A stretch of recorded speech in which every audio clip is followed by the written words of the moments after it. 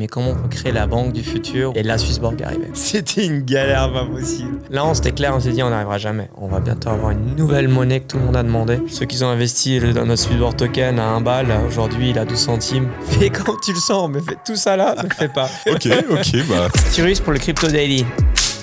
Let's go. Let's go.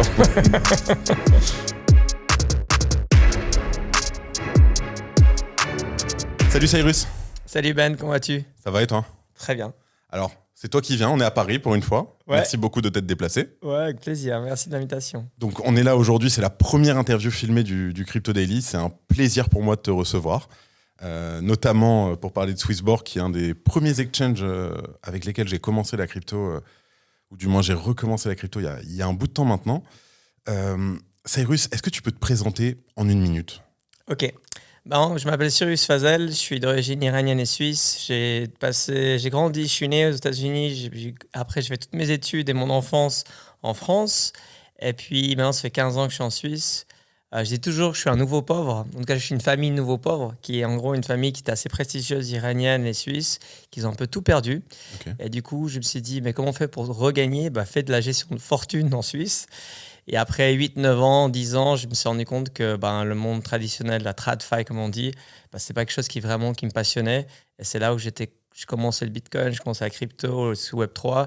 Et du coup, je me suis dit, mais comment on peut créer la banque du futur ou un écosystème du futur pour la finance équitable? Et là, Swissborg est arrivé. C'est en quelle année que tu commences Bitcoin, le Web3, les cryptos? Originellement, c'était en 2015-16 que j'ai commencé à vraiment acheter des bitcoins pour la vraie valeur de la bitcoin. C'est-à-dire j'ai envoyé des bitcoins à mon père pour son 70e anniversaire, 70 pour les Français, désolé. Et puis j'ai envoyé du coup des bitcoins à mon père qui est en Iran pour acheter un cadeau d'anniversaire en fait à lui. Et c'est là où je me suis eu le tic, je me dis, mais en fait, enfin, je peux donner de l'argent, du cash à mon père qui est en galère en Iran. Quoi, ouais. Et à ce moment-là, c'était quoi vraiment ta crypto préférée? Bitcoin, en fait. J'avais rien. Parce qu'en 2016, 2015-2016, il y avait. On est au tout début d'Ethereum. Ouais, au tout début, quoi. Donc, Ethereum, honnêtement, je ne connaissais pas du tout. C'était pas encore ce qu'il en était. Puis, je n'avais pas vraiment vu la version, pour moi, de la Web3. J'avais vu Bitcoin, puis tous les autres, c'était juste des copycats de Bitcoin. Okay. Donc, je n'avais pas vraiment la valeur. Et c'est le jour que mon cofondateur, Anthony Le Sommier, qui m'a expliqué ce que c'était Ethereum. Moi, je dirais c'est encore un autre Bitcoin moins lourd ou peu importe. Okay. Et il a dit non, en fait, là, c'est une plateforme pour créer quelque chose par-dessus. Et j'ai eu la chance de rencontrer tous les premiers gars de la DeFi, en fait, des gars comme ETH Land, qui s'appelle AV aujourd'hui, Mona Lisa, qui créait des fonds en DeFi à l'époque. Donc, c'était en 2016, avant que la DeFi existe. Okay. Il y avait déjà des personnes qui m'en parlaient. Je me suis dit, oui, c'est sûr que c'est ça, en fait. Et en une phrase, Swissborg, c'est quoi? C'est une plateforme qui permet d'acheter et vendre des cryptos de façon super sécurisée. Ça prend, je dirais, tout le meilleur de la Web3, qui est la bonne technologie, la liberté de cette technologie, mais aussi une communauté très soudée qui est derrière, qui permet de faire quelque chose de très démocratique. Alors bien sûr, on va y revenir. Mais donc tu nous disais vraiment que tu as eu l'idée de créer une banque quand tu as pu envoyer de l'argent à ton père assez facilement. Swissborg, ça s'est passé comme ça. Il y a d'autres... C'est quoi l'histoire derrière? C'est ça? Il y a eu d'autres choses qui ont pu arriver peut-être? Non, en fait, en soi, en 2015, quand j'avais créé Swissborg, 2016, fin 2015, je n'avais pas vraiment vu la vision de la blockchain. J'avais juste envie de créer une plateforme où tu pouvais créer des portefeuilles sur mesure. Moi, j'avais un background de fonds d'investissement, c'est en hedge fund. Et je me suis rendu compte que monsieur tout le monde, en fait, ne pouvait jamais s'intéresser à la finance parce que le coût était trop élevé et ainsi de suite. Et quand j'ai compris ce que c'était Ethereum, mais j'ai compris où on allait avec cette technologie, je me suis enfin dit, en fait, on peut on peut travailler avec les banques, mais on peut aussi potentiellement remplacer les banques et on peut permettre de finalement faire n'importe quel investissement, même sur une base de 10 balles ou 20 balles ou 100 balles, en fait. Et c'est là où je me suis dit que c'était vraiment intéressant et surtout le côté communautaire. Parce qu'en fait, dans toutes les fintechs traditionnelles, que ce soit Revolut et ainsi de suite, il n'y a jamais eu cet espace de communauté, en fait. Il y a eu de la bonne technologie et puis on a réussi à faire des challenger banks qui permettent de faire différents services. Mais en fait, c'est juste des réplicas avec un UX différent. Et là, quand j'ai vu la vision de la Web3 avec la technologie, mais aussi la façon que c'était proposé, ce côté communautaire, et ainsi de suite, là, je me suis dit, OK, c'est clair, on doit rentrer là-dedans et on doit comprendre comment réussir à créer une entreprise. Et là-bas, à l'époque, en 2016, il n'y avait pas grand-chose à faire. Mais en 2017, Et l'ère des ICO, et c'est là qu'on a profité de faire une ICO nous-mêmes. Pour ce qui se passe, une ICO, c'est Initial Coin Offering, donc le fait de générer un jeton dans lequel les gens peuvent acheter, donc un crowdfunding sur la blockchain. Ok. Comment ça s'est passé là, ICO? C'était super facile. À ce point-là? Non. C'était une galère pas possible. Ouais. C'était vraiment difficile. Nous, on a eu pas mal de plateformes, on a eu pas mal de problèmes avec différents prestataires. Et puis, en gros, tous les prestataires qui devaient organiser notre ICO, c'est jamais révélé bonne. Et donc, du coup, à la fin, on a créé notre plateforme nous-mêmes qui était multi-chain avec le KYC, avec des fiat. Oh là là. Bref, on avait fait la Rolls-Royce qui était vraiment complexe. Et puis, il y a eu un bon kick au départ de la pré-ICO au début du premier jour. Mais après, il y a eu le monstre flash crash d'Ethereum avec les CryptoKitties. Donc, plus personne pouvait envoyer des Utiliser Ethers parce que ça Ether, bien coûtait sûr. trop cher. Le Bitcoin était en train de faire son rallye entre 8 000 et 20 000 balles. Donc, plus personne ne voulait investir. Tout le monde voulait juste garder leur Bitcoin, ainsi de suite. Donc, c'est vraiment un moment assez difficile. Mais on a réussi à quand même finalement faire notre hard cap qui était de 52 millions avec 24 000 personnes. Et surtout, 149 pays dans le monde. Ça, c'était super cool. Ça, c'est beau. 149 pays, franchement, c'est... Alors, j'étais pas trop dans le coin en 2017. Ça représentait une des top ICO de l'époque? Ouais, on était 10e du monde à l'époque. Ouais. Ok, donc oui, c'était c'est une quand des grosses. même... Et je pense même maintenant, ça doit faire partie des top 30, j'imagine. Ouais. Félicitations pour ça.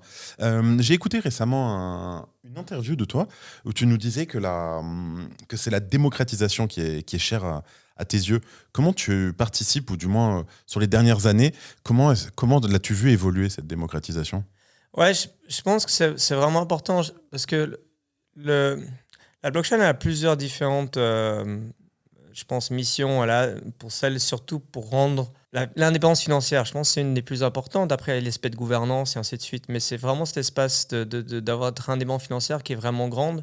Et je pense que les gens commencent à le comprendre de plus en plus. Je pense qu'au départ, en fait, tu avais les Bitcoin maxi qui étaient là à dire « Ah, mais le monde est horrible, nanana. » Après, les gens « Ah, je peux acheter de la drogue avec. » Après « Ah, je peux faire des ICO avec. Ah, je peux faire la finance décentralisée. » Jusqu'à maintenant, je peux acheter un NFT qui peut représenter mes valeurs ou mon identité digitale.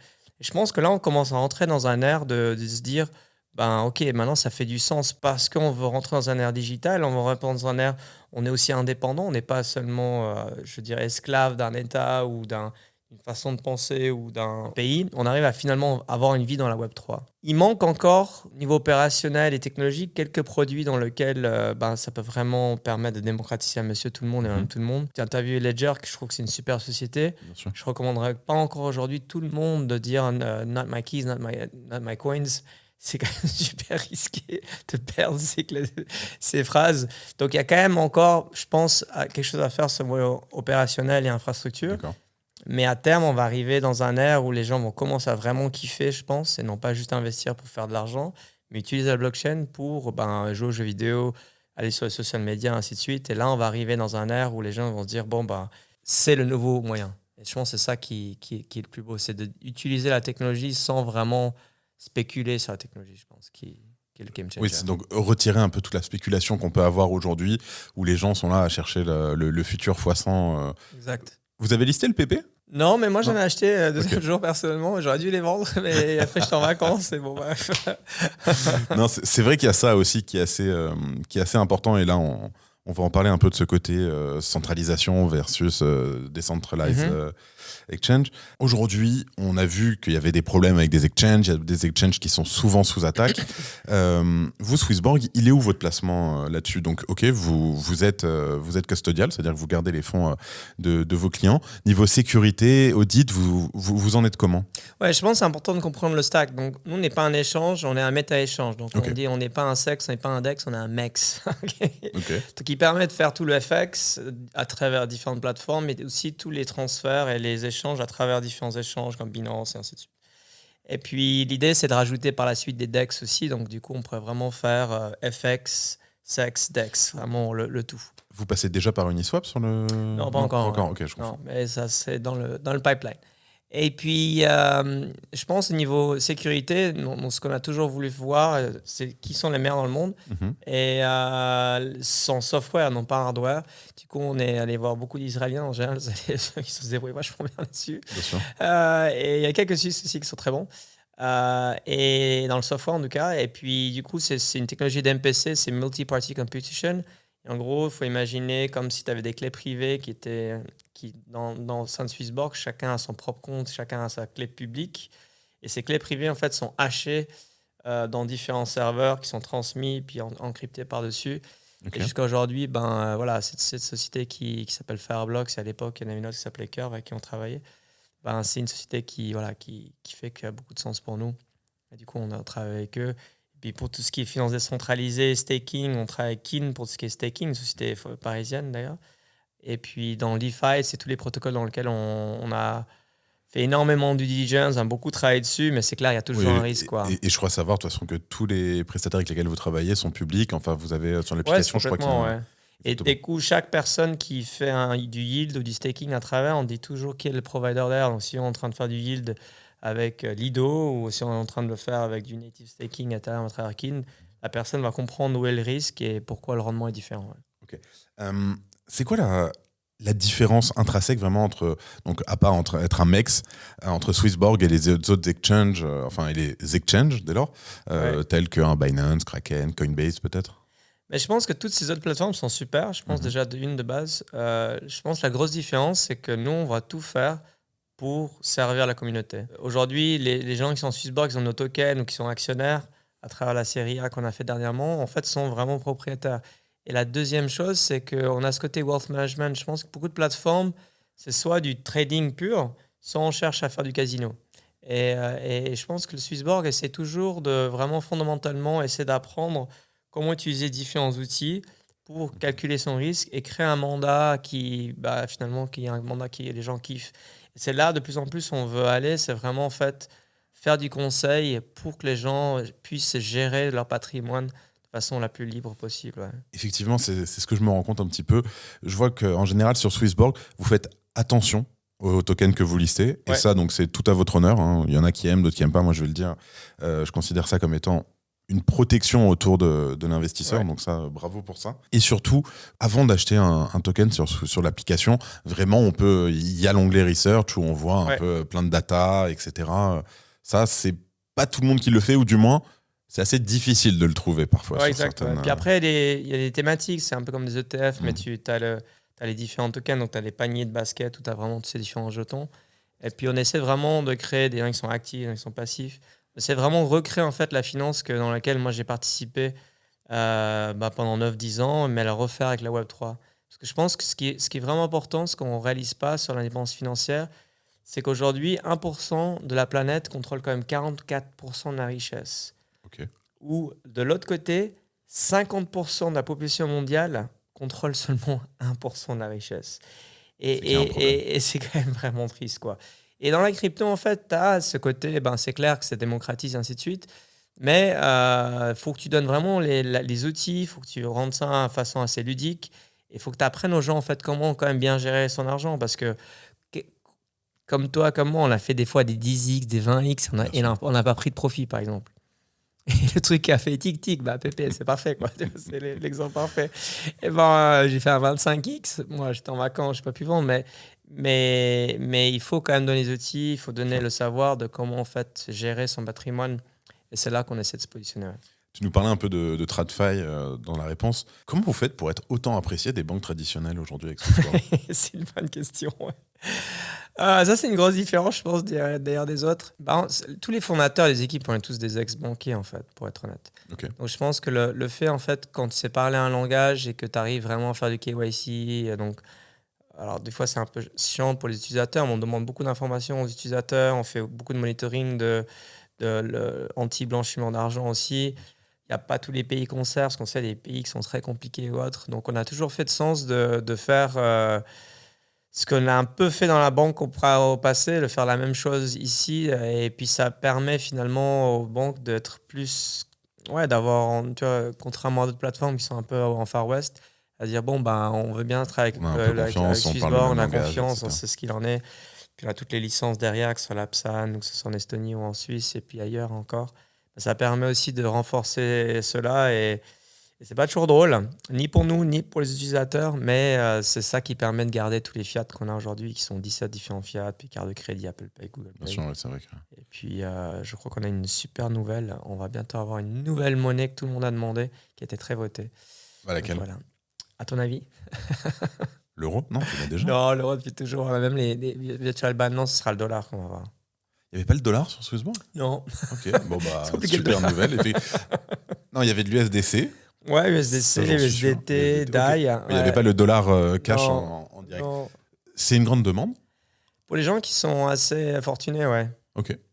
Parce que souvent, dans le TradFi, tu passes très souvent, pour les Suisses par exemple, si tu vends, par exemple, je sais pas, tes shares Apple, tu vas avoir du dollar, et puis tes dollars, t'en fais quoi ? Tu veux les envoyer pour acheter du Bitcoin. C'est embêtant de changer ça en CHF pour ensuite les envoyer en CHF. Ça fait une effectivement, là au moins plus, tu peux envoyer en fait. directement sur Exact. Swissborg en natif de l'USD. Pour les gens qui ont, en tout cas les Suisses, qui ont beaucoup de fortune. Super nouvelle, c'est pour quand ? À partir de quand ça commence à marcher ça ? Attends, comme je dis toujours, soon, on le dit, ouais. Tu nous disais que vous étiez tous des ex-banquiers. Pendant une seconde, je t'ai imaginé en costume, cravate, etc. Je te montrerai une photo après. Je veux bien parce que ça change du Cyrus qu'on a pu découvrir ces dernières années, effectivement. Ouais, j'étais tout rasé, tout mignon, tout beau. Très ok, on veut la photo, on la mettra, on l'affichera en gros sur la vidéo. Cyrus, on se reconcentre sur Swissborg. C'est quoi les avantages de la plateforme ? En quoi est-ce qu'elle est utile pour les utilisateurs ? Je vais juste en dire une qui est très claire. À peu près chaque mois, un peu moins en ce moment parce que la demande est moins grande forcément. Mais à peu près dans le bull run, il y avait à peu près 200 personnes chaque mois qui venaient sur la plateforme. Les 200 personnes faisaient leur KYC, donc donnaient leur identité, ainsi de suite. Excuse-moi, on est par mois ou par jour ? C'était par mois. Par mois. Okay. Et c'est encore très spécial. Donc il y en a 200. Pendant le bull run, il y avait plus de 1000 personnes, si jamais par jour. Mais ce cohorte est très spécial.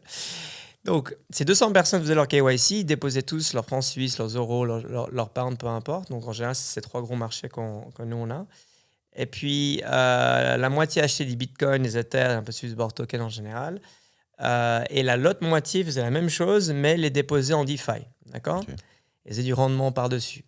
Tu sais quel âge ils avaient, ces 200 utilisateurs ? 30 ans. Ils avaient entre plus 80 ans et plus. Et du coup, au départ, je disais merde, c'est un scam et tout. Ce que je dis, ils sont peut-être fait voler, je sais pas, dans sa identité. En fait, pas Quel du dommage. tout. Moi-même, j'en ai identifié. Ils m'ont dit non. Je dis, mais c'est vos enfants ? Et non, mais pas du tout. C'est mes enfants, ils comprennent rien, mes enfants. Non, c'est mes petits-enfants. Ils veulent hériter de stock Novartis ou peu importe. Je vais hériter de Bitcoin, des Ethers et ainsi de suite. Incroyable. Et en fait, je pense que c'est ça la différence. C'est que pas seulement on a ce côté sécure, le côté suisse et régulé et ainsi de suite. On a une user experience qui permet vraiment à monsieur tout le monde, à madame tout le monde, qui arrive à s'identifier en quelques secondes, à déposer ses euros, sa monnaie en quelques secondes aussi pareil. Et ensuite, à échanger n'importe quelle paire à n'importe quelle paire en quelques secondes au meilleur prix, en fait, finalement. Et c'est ça que je pense qui fait que tu rentres dans Swissborg. Et la deuxième, c'est encore une fois cette communauté où, que ce soit sur Twitter ou ailleurs, tout le monde a les lasers verts et tout le monde kiffe vraiment. Parce que je pense qu'on a vraiment voulu toujours mettre tous les jours, par exemple, je regarde tous les reviews de chaque personne. Et moi-même, dès que je vois des reviews qui sont mauvais, je vois les noms, je vais sur LinkedIn, je dis vraiment, je m'excuse de ce qu'il en est. Wow. Ah oui. J'espère que tu auras un meilleur retour la prochaine fois si jamais tu reviens sur la plateforme. Toi, personnellement, qui va vraiment... Alors, dans le bull market, c'est plus difficile, mais dans le bear, je lis tous les jours, en fait. Et je pense que c'est un truc qu'on m'a appris, c'est quand tu rentres dans Swissborg, c'est comme si tu rentres dans un hôtel. Dans un hôtel, il faut vraiment que tu chérisses au mieux tes utilisateurs et non pas tu les front-run ou tu fasses des trucs sales à la FTX et ainsi de suite, en fait. Il faut vraiment que tu chérisses ta communauté parce que c'est elle qui te fait vivre. Bien et c'est pour la raison que tu vis, en fait, pour eux, en fait. Et qu'on se le dise, des Swissborg fans, il y en a beaucoup. Hein. Peu importe où on est, où on va, sur Facebook, sur Twitter, sur Insta, franchement, bravo, vous avez assuré là-dessus parce que... Ouais. Bravo. J'aimerais qu'on reprenne un peu le point de l'UX, parce que c'est très important. J'utilise beaucoup moins Swissborg, pour moi, c'est mon cas, qu'à l'époque. Mais je reste toujours dans l'idée, une personne qui arrive comme ça, vraiment, qui commence... la crypto, etc., ou qui veut en acheter un petit peu, etc., je vais vraiment l'envoyer de base vers Swissborg, non pas pour le code d'affiliation ou quoi que ce soit, mais vraiment parce que je lui dis là-dessus, tu vas comprendre. Enfin, c'est facile, c'est simple.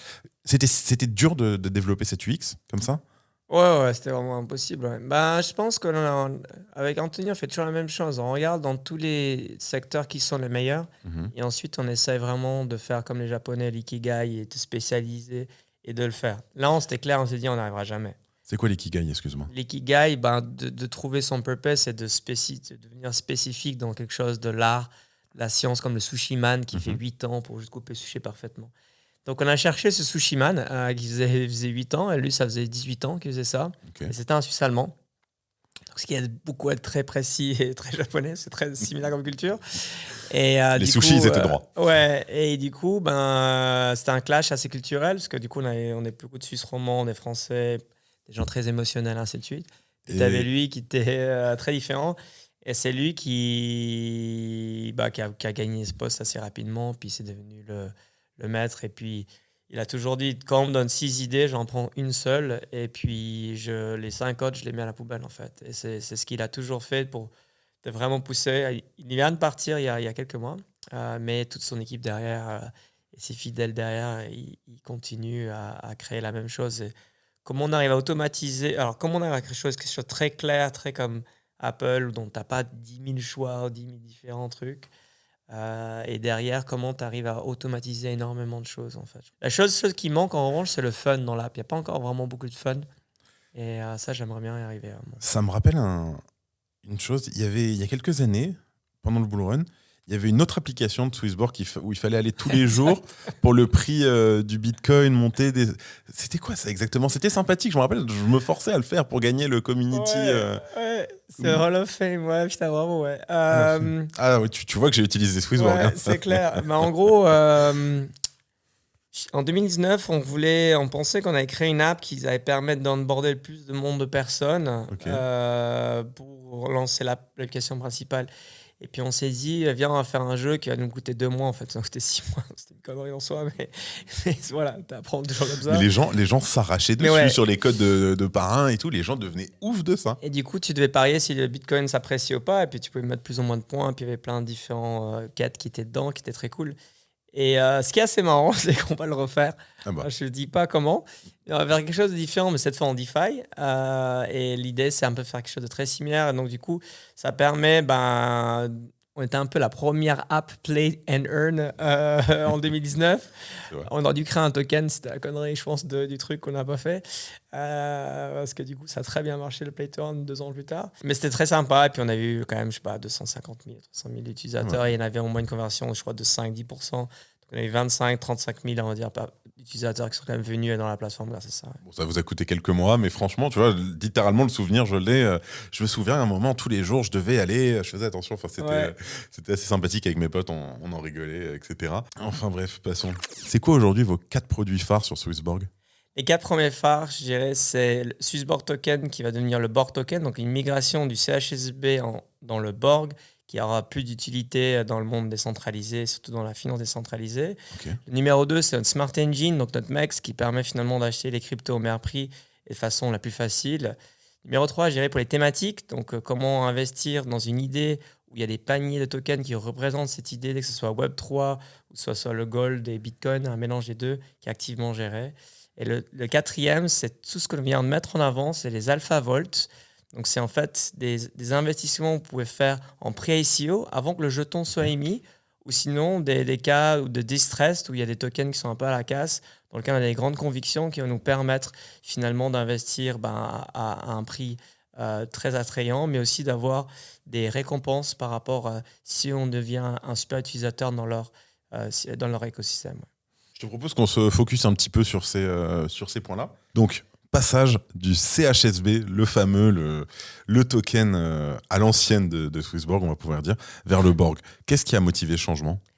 Il y a plusieurs différentes contraintes technologiques qui ont fait que en fait, le standard de RC20 n'existait pas encore en 2017, quand le token a été créé. Donc, si tu veux, pour que tu avances en 2023 ou 2024 dans l'ère de la Web3, tu as vraiment besoin que le token soit malheureusement revamp. Il y a très peu de tokens qui restent.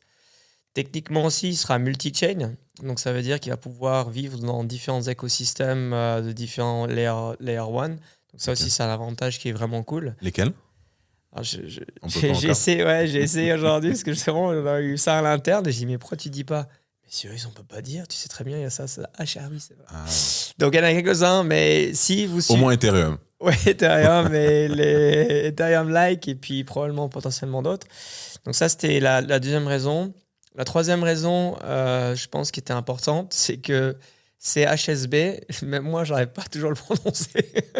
Et pourtant, il est là, il est là, il est là. Je veux dire, C'est vrai tous que tu les l'as jours, partout. il est là. Mais c'est pas le plus facile. C'est moi qui avais dit que c'est HSB, ce serait cool. Mais finalement, Qu'est-ce que ça veut dire CHSB? ouais, bah, Confédération helvétique, Swissborg. Ok, bah. Mais du coup, ça fait deux. Bref, c'était un peu trop suisse de toute façon, donc c'était un peu bizarre. Et puis, Borg, ben, c'était plutôt la communauté qui avait dit, puis Bien c'est sûr. très facile. Et puis, Borg, c'est cool. Bien sûr. C'est l'espèce qui permet d'être relié à tout le monde. Ça veut dire château en suédois, ça veut dire plein de trucs cool, quoi. Ah bah, tu vois, ok. Et puis, il y avait d'autres échanges centralisés dans lesquels on voulait être listé, qui ne pouvaient pas lister notre token par rapport à des contraintes, justement, Ok. techniques aussi. Et puis, mais le but principal de Swissborg Token, donc le Borg, c'est jusqu'à aujourd'hui, tu es super bien utilisé au sein de Swissborg et son app. En fait, maintenant, l'idée, c'est comment tu utilises ailleurs. Et c'est ça que comment il a une vie dans le DeFi, comme il a le vie dans différentes apps, et ainsi de suite. Et c'est ça vraiment le vrai but de Swissborg. Donc, on a réussi à faire ce truc, dont c'est intranet. Comment on arrive maintenant à Internet avec le Swissborg Token. Et c'est ça qui va permettre d'avoir plus de vie dans la Web3 et ainsi de suite, avoir plus de volume. Et puis, pas tout le monde va devoir acheter le Swissborg Token pour en jouir seulement pour être premium dans l'application de Swissborg. Ok, très clair. Comment ça va se passer le redeem? On n'a rien à faire, il faut faire quelque chose? Ouais, exact. Ouais. Donc, tout ce qui.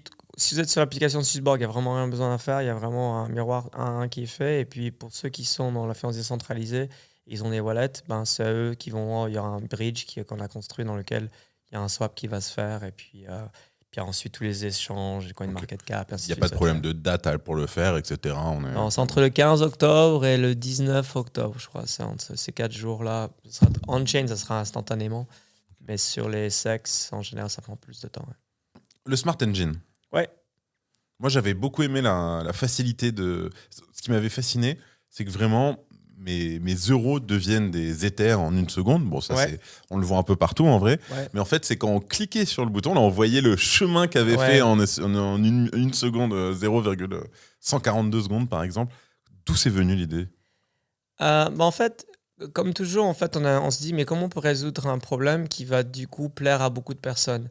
Et on s'est vu en 2017 que 2018, 2019 même, on s'est dit en fait il y avait déjà des sexes qui faisaient assez un bon boulot. Alors il y a eu beaucoup de changements depuis et encore aujourd'hui, mais C'était qui les sexes il y avait Polynex, les top sexes Polynex, c'était le number one, je dirais. Il y avait quand même Coinbase qui était cool.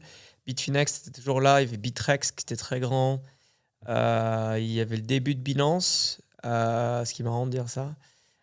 Et il y avait quelques autres que je ne nommerai pas les noms parce qu'ils n'existent plus. Ils sont malheureusement pas partis. Mais il y avait encore Huobi et OKX Ouais. aussi. Ouais. OKX, c'était aussi un des grands. Ouais. Et puis plein d'autres qui sont morts. Et en revanche, il y avait quasiment personne qui faisait fiat crypto et crypto fiat. Il y avait Coinbase en gros et un peu Kraken.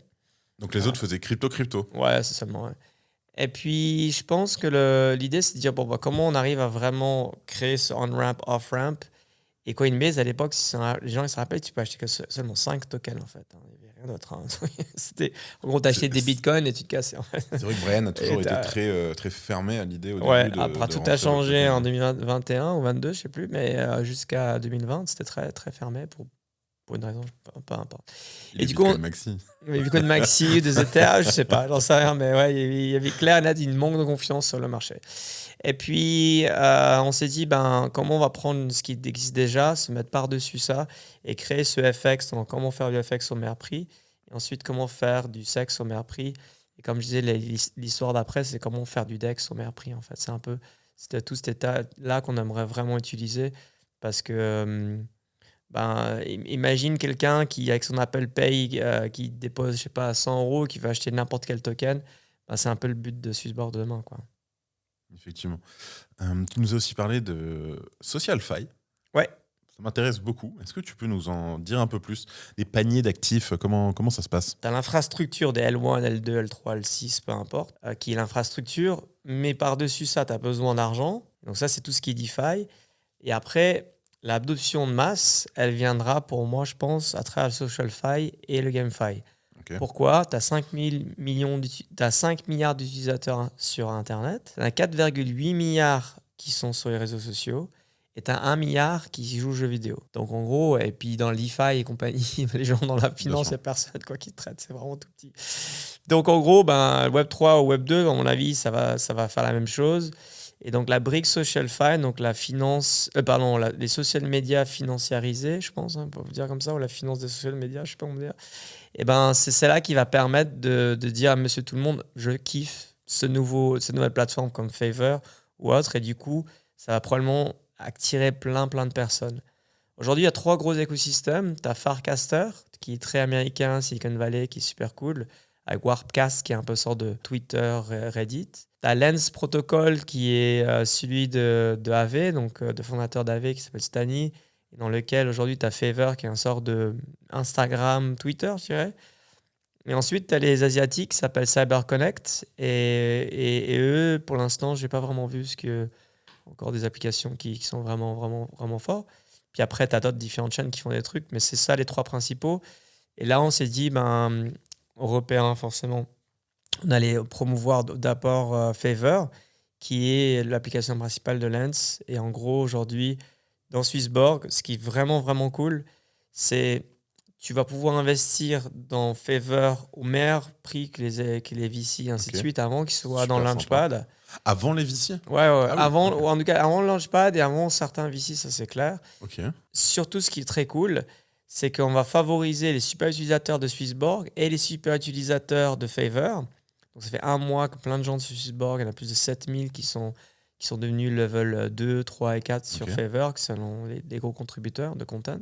Et ces gens-là, ils vont pas seulement pouvoir investir, mais ils vont réussir à avoir un airdrop par-dessus ça pour vraiment rewarder en fait leur contribution. Et le narratif qui est derrière Swissborg, c'est se dire, je suis pas contre les VC, mais je pense que la Web3 a vraiment comme but, comme les ICO en 2017, à rewarder les personnes. Ethereum aujourd'hui, pourquoi ça marche aussi bien? Parce qu'il y a vraiment une communauté de développeurs, d'utilisateurs qui sont derrière.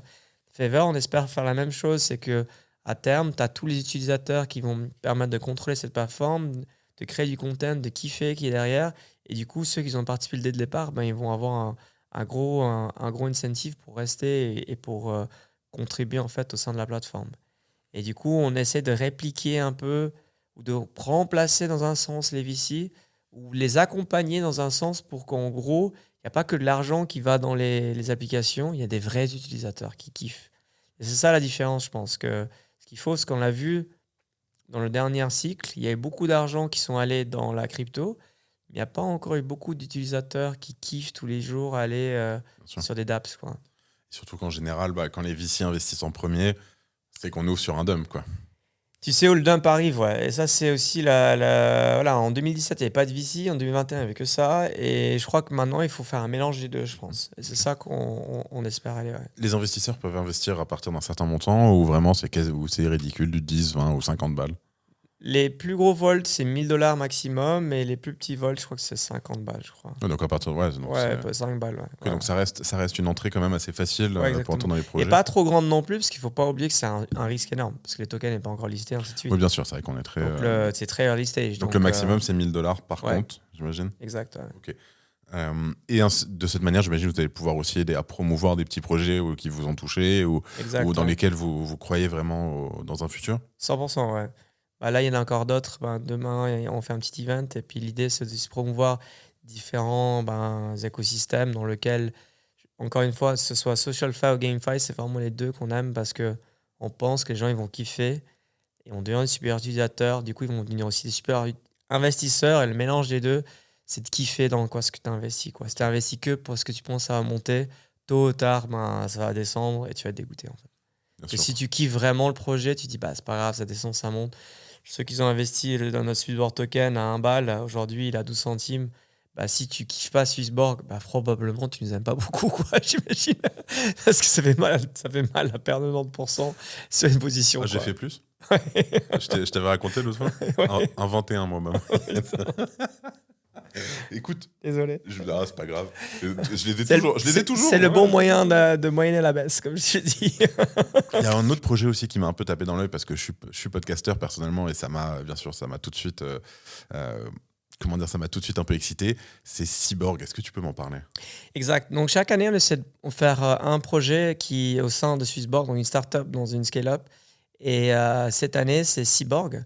Et on a pensé que ça remonte dans le monde justement du SocialFi. C'est comment créer une plateforme dans laquelle on arrive vraiment à rewarder les podcasteurs et ceux qui écoutent, je pense, les podcasts. Et je pense que c'est quelque chose qui, pour moi, est super important parce que, en fait, toi et d'autres podcasteurs, vous avez vraiment une résonance qui est importante au niveau des écouteurs. Je pense aujourd'hui, tout le monde qui écoute, qui fait grave Ben parce qu'il est super cool, il est sympa, et il fait ça par amour, faut pas oublier. Bien sûr, il gagne de l'argent, il a ses intérêts, mais il fait ça vraiment parce qu'il vous kiffe. Et c'est pas faux, j'imagine, tu vois. Mais il n'y a pas toujours un lien qui est aussi facile, en fait, avec les podcasteurs. Ça dépend des écosystèmes. Mais on s'est dit, mais comment tu arrives à finalement créer une communauté qui arrive à encore une fois, faire des contributions, qui va rewarder et créer des sortes de mini DAO au sein de ces différents podcasts. Et je crois que l'idée de Cyborg, c'est un peu de faire ça. C'est comment rewarder ceux qui créent le content de façon vraiment bien. Potentiellement aussi comment donner des exclusivités à la communauté elle-même. Se dire, peut-être qu'ils veulent décider demain qui tu vas interviewer, mais un système de votation et ainsi de suite, dans lequel tu dis, vas-y, j'ai interviewé qui, et puis ainsi de suite. Et les gens, ils sont rewardés, peu importe. Une gamification, en fait, et un modèle de reward derrière, je pense. Moi, justement, quand j'ai vu passer le projet, je me suis dit, ça, c'est exactement ce que je cherche, et que je pense beaucoup d'autres podcasteurs cherchent aussi aujourd'hui, c'est de pouvoir un peu reward les utilisateurs, comment ils interagissent, les faire participer, hein, typiquement. Ok, et comme tu l'as dit, c'est qui le prochain interviewé? Aujourd'hui, c'est sur du Twitter avec des comptes qu'on connaît pas, qu'on voit apparaître comme ça, popper, tu vois ce que je veux dire? Mais donc effectivement, non, c'est quelque chose que vous risquez d'entendre parler parce que je pense qu'on va utiliser un peu la solution une fois qu'elle sera up and running. Mais en tout cas, franchement, bravo. Et c'est quand même cool, je pense, de pouvoir permettre à de petits projets comme ça de les accompagner, de les faire grandir et c'est marrant parce que Maxime, qu'on salue. Qu'on salue, et puis le reste de l'équipe, au départ, Maxime, il me pitchait les trucs, je dis non. Puis après, on a commencé à travailler ensemble. Je dis pas que si tu as réussi un projet, tu as réussi à recréer plein d'autres projets et de réussir. Non, Xborg, par exemple, je pense que pour l'instant, ils sont bien partis pour être une belle réussite. Et on essaie de dire, tous les erreurs que nous, on a fait, on les met sur une table. Et on dit, regarde, fais pas ça. Fais attention. Fais comme tu le sens, mais fais tout ça là, ne le fais pas. Et après, ce que nous, on a vraiment réussi, c'est ça. Tu peux prendre à la carte ce qu'on a réussi, mais en tout cas, s'il te plaît, ne fais pas tout ça. Parce que ça, c'est les erreurs qu'il ne faut surtout pas commettre. Tu as 2 erreurs là tout de suite à nous donner, à ne pas faire? Ouais, c'est toujours être sûr que tu mets ta communauté première et tu ne prends pas d'argent des VC direct. Je pense que c'est ça qui est vachement important. C'est que beaucoup de personnes pensent que le fundraising, c'est par rapport à combien tu as levé. C'est toujours par rapport à qui tu as levé. C'est ça la différence. Numéro 2, je pense, c'est qu'il faut que tu kiffes ton cofondateur. Tu le kiffes. Moi, j'ai vécu 2 ans, j'ai voyagé pendant des années avec Anthony. Mon frère, c'est mon frère, quoi. Donc, même si on a de temps en temps, c'est mon grand frère, c'est plus difficile, c'est quand même mon frère. On fera n'importe quoi l'un pour l'autre. On est quand même une famille iranienne-suisse très soudée, quoi. Là, Anthony, après l'ICO, on a quand même levé 52 millions, c'est quand même 52 millions de patates, c'est beaucoup. Millions, on a vécu 2 ans ensemble encore. Parce qu'on s'est dit, si on arrive à vivre ensemble en coloc, sachant que voilà, on n'avait pas 15 ans non plus, tu vois, on avait 33 ans, 34 ans, et on arrive vraiment bien à gérer en fait notre vie privée ensemble. On arriverait aussi à toujours gérer notre vie aussi publique ou en cas d'entreprise. Et je ne me suis jamais embrouillé avec Anthony. Jamais. Dès qu'il me dit quelque chose direct. Et je pense que c'est vraiment important de choisir pas seulement ses potes, mais les gens à qui tu pourrais vraiment vivre. C'est ça qui, je pense, qui est important. Peut-être la dernière chose, je dirais de surtout pas se tromper et cherche pas trop faire. Ikigai, quand j'ai spécialisé à la japonaise sur un tout petit chantier, et après tu grandis ton chantier si tu gagnes. Comme Amazon. Amazon, il a fait que des bouquins pendant 4 ans. Tout le monde pensait que c'était un loser. Il a dit wait for Il a it. dit t'inquiète. Wait for it. Wow. Et après, tu as le scaling et l'énergie qui arrive à faire que tu peux capturer ce que tu veux après. Avant de passer sur les perspectives de le futur de Swissborg, j'aimerais te poser quelques petites questions, notamment qui ont pu un petit peu froisser à l'époque ou pas d'ailleurs. Il y a quelques mois, je crois que c'était toi qui disais que l'année 2023, le beer était dur. Que si on passait toute l'année en beer market, pardon, c'était dur. Comment ça se finit cette année pour vous? Ouais, ça, c'est une très bonne question, je pense. C'est clair qu'on sait qu'il y a des cycles de 4 ans, plus ou moins, qui coïncident très bien avec le halving. Et le halving, c'est un peu comme la Fed qui appuie sur les taux et qui les descend, en fait. Donc, c'est un peu le même mécanisme que tu as. Donc, avril prochain, on sait que la Fed, donc le halving arrive, les miners sont moins rewardés, on va poutrer tous ensemble. C'est un peu la date limite. ce que tout le monde veut faire. Voilà. Là, c'est vrai que c'est une année de réconciliation, de transition plutôt, je dirais, qui a très bien commencé à folie le mois de mars, hein, surtout. Janvier jusqu'à mars, je dirais. Et après, bon, on a eu ces up and down avec ce qu'il en est des ETF et de ce qu'il en est de la CC, ainsi de suite. Je crois que c'est toujours un peu la pagaille niveau macro. Ça pue un peu du cul, je l'avoue. Parce qu'on ne sait pas vraiment se positionner dans le monde traditionnel, même si en général les marchés sont assez forward-looking par rapport à ce qu'il en est. Je pense que niveau macro, on a quand même besoin de... Parce que tout le monde pense que l'ETF va faire que tout va exploser. Non. L'ETF, ça va être la force qui va pousser le marché si le marché il pousse déjà. Mais si aujourd'hui l'ETF sort, Ouais, ça va peut-être faire hop là. il va y avoir 1 milliard qui va dedans, mais on s'en fout quoi. Par contre, si l'ETF sort pile Quand après le marché, il l'halving, commence un truc. il y a des narratifs qui commencent avec le SocialFi, le GameFi, il y a plein de Friends Tech x 10 000 qui se fait de partout et tout le monde commence à s'exciter. Là, Les la VC lune. vont faire let's spend the money. Et puis tout le monde devient un peu fou et puis le retail va suivre par la suite. Et je pense qu'en effet, ces derniers, je pense, octobre, novembre, décembre vont être des mois qui vont être assez intéressants à vivre. Et j'imagine le Q1, les gens ils vont quand même buy the rumor par rapport au halving. Ça va aller dans un sens, mais je pense pas que l'adoption de masse avec le SocialFi, GameFi va arriver là. Je pense qu'on va probablement connaître encore un 2024 qui va être bon, mais la folie, à mon avis, va se faire en Q3 2024 et tout le reste de 25. Ouais. Je Moi, pense. je m'attendais, tu vois, repartir vraiment sur de belles courbes à partir de novembre Ouais. 2024. Ouais. Mais il ne faut pas oublier, hein, si les gens ils ont acheté des cryptos, alors en tout cas le Bitcoin et les Ethers au début de l'année, c'est quand même encore une bonne année. Quoi. C'est déjà très bien, tranquille, on était 15, 16, 17, 18, c'était très sympa. C'est quoi les objectifs court terme de Swissborg?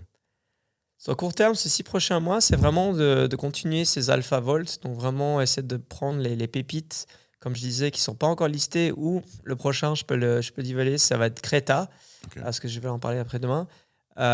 Qui est une super plateforme dans lequel son token a fait comme ça parce que malheureusement c'était pas dans le bon market et on pense qu'il y a vraiment de la valeur qui a créé dessus qui est dans le thème de GameFi. Donc je pense de vraiment pousser les gens à investir dans des projets très early ou ceux qui sont vraiment à la ramasse dans lequel on pense qu'il y a un upside qui est très important. Ouais. Swissborg dans 5 ans, c'est quoi? Je pense que dans 5 ans, pour arriver à un moment, on aura finalement réussi à vraiment créer notre identité Web3, je pense, pour chaque utilisateur, permettre de vraiment avoir toutes les opérations on-chain, de permettre de vraiment vivre dans un écosystème dans lequel le wealth management peut être vraiment lié à ton identité digitale. Et je pense que c'est ça qui va être de plus en plus intéressant, en fait. Parce qu'on le voit avec Favor, et ainsi de suite. Donc, les gars qui investissent en Favor vont recevoir des airdrops de Favor. Donc, ça va construire un peu leur narratif de je suis quelqu'un d'important dans le Web3, social media. Et en fait, comment tu peux créer cette identité de plus en plus loin et comment cette identité peut te créer des credentials qui te permettent d'évoluer dans la société. Je pense qu'il y a aussi ce qui est très important par rapport à ça, c'est tous les hard assets, les real world assets. Donc, ce qui est immobilier, ainsi de suite, c'est quelque chose qu'on va vraiment mettre en avant. Donc, comment on peut fusionner le monde du off-chain, je dirais le monde traditionnel financier, et comment on peut le mettre on-chain. Tout ça basé avec une identité très forte. et dans lequel les gens ils peuvent vraiment kiffer, soit jouer aux jeux vidéo, soit aller sur scène média, mais en même temps construire son patrimoine et sa fortune par rapport à ça. Avec Swissborg, quelle est ta mission? C'est quoi ta vision?